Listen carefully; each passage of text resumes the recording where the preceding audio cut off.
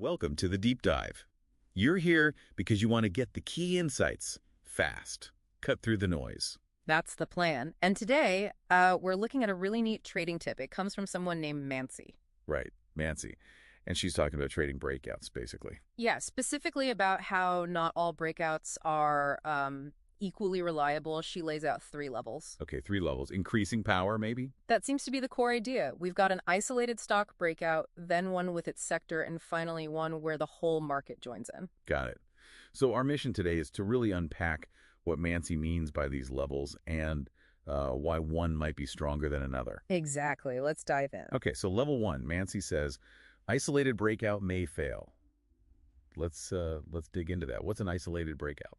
Okay, so picture a single stock. Its price manages to push above a certain point, a resistance level where it's historically kind of stalled out. Right, resistance, where sellers usually step in. Precisely. So breaking that could be significant, but isolated means this stock is doing it all alone. Alone, meaning? Meaning, other stocks in its industry, its sector, they aren't showing similar strength. And the overall market, maybe it's flat, maybe even down. Ah, okay, so it's like one person sprinting while everyone else is standing still or walking backwards. That's a good way to put it.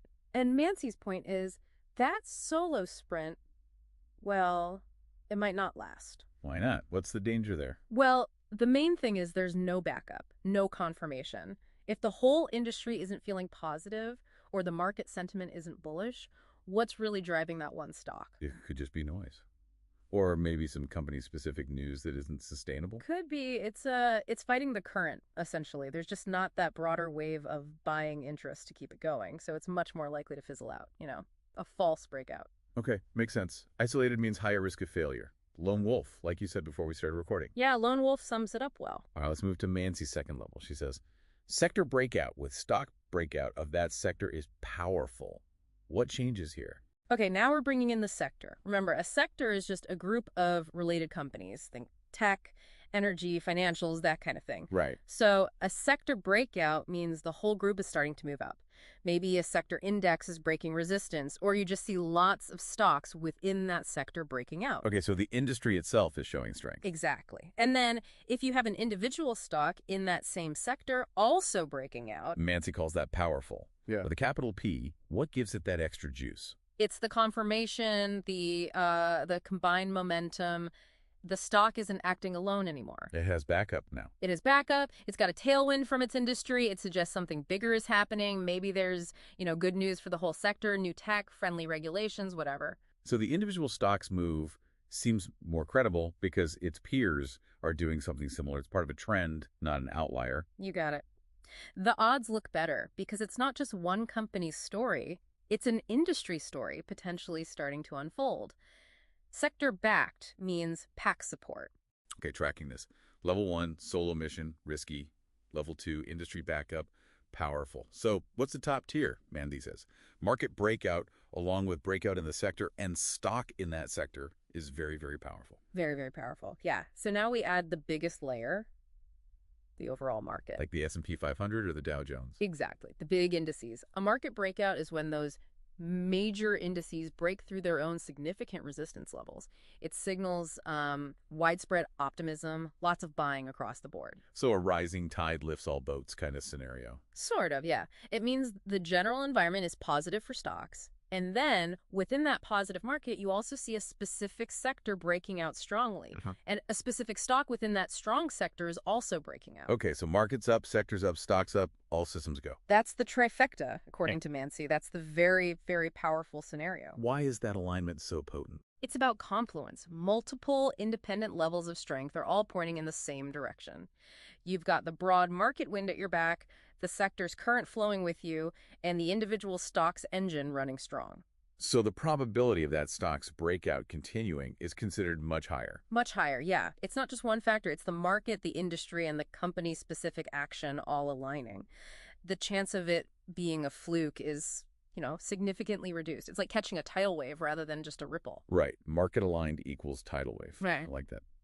Okay, let's just quickly recap Mansi's hierarchy then. Sure. Level 1, isolated stock breakout.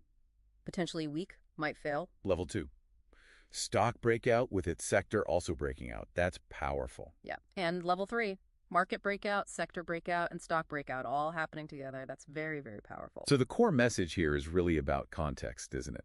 Don't just look at the stock in a vacuum. Absolutely. It's pushing you to zoom out, see the bigger picture. What's the neighborhood like? What's the whole city doing? It adds layers of potential validation. Okay, so for everyone listening, what's the practical takeaway here? How could you use Mansi's insight? Well, the big idea is using these levels as a potential filter. When you see a stock breaking out, maybe pause and ask those extra questions. Like, what's its sector doing? Is it strong too? Yeah. And then what about the overall market? Is it generally positive? Is it also breaking resistance? It's not guaranteeing a win, obviously. Trading always has risks. Oh, absolutely not. No guarantees. But it's about maybe stacking the odds a bit more in your favor, or at least understanding the relative strength of the signal you're seeing. So a breakout that has market and sector support just has potentially a higher probability of working out compared to one that's happening all by itself against a weak backdrop. That's the essence of Mansi's tip. It offers a framework for judging the potential robustness of a breakout. More confirmation equals potentially higher conviction. Okay, solid framework. Isolated, sector supported, and then the full market sector stock alignment. Each level suggesting increasing potential strength. That sums it up nicely. Context matters. So, here's something to think about after we wrap up.